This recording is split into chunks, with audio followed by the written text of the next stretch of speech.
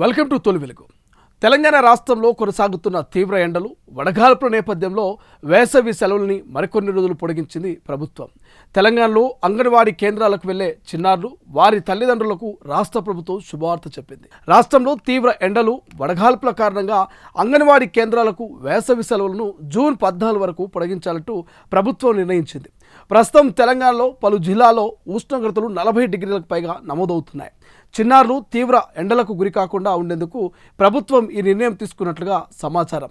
అయితే అంగన్వాడీలో చదివే చిన్నపిల్లలు, గర్భిణీలు, బాలింతలు ఆరోగ్యాన్ని దృష్టిలో ఉంచుకొని ఇక వేసవి సెలవులను పొడిగించినట్టుగా తెలుస్తోంది. అయితే అంగన్వాడీ కేంద్రాలు మూసివేసినా లబ్ధిదారులకు అందించే పోషకాహార సరఫరాలో ఎలాంటి అంతరాయం ఉండదంటూ అధికారులు స్పష్టం చేస్తున్నారు. ఇక టేక్ హోమ్ రేషన్ ద్వారా గుడ్లు, ఇతర ఆహార పదార్థాలని యథావిధిగా పంపిణీ చేసే ఏర్పాట్లు కొనసాగుతున్నాయి.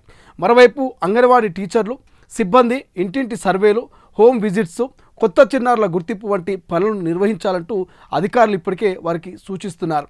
వాస్తవానికి జూన్ 2 నుంచే అంగన్వాడీ కేంద్రాలని తిరిగి ప్రారంభించాలని ప్రభుత్వం భావించింది. అయితే టెంపరేచర్స్ తగ్గకపోవడంతో పరిస్థితిని మరోసారి సమీక్షించింది.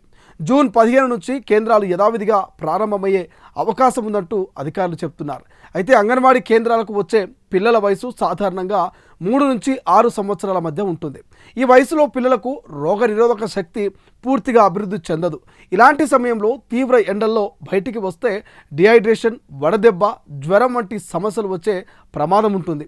ఈ నేపథ్యంలో వైద్య ఆరోగ్య శాఖ, మహిళా శిశు సంక్షేమ శాఖల సూచనల మేరకే ప్రభుత్వం ఈ నిర్ణయం తీసుకున్నట్లుగా తెలుస్తోంది.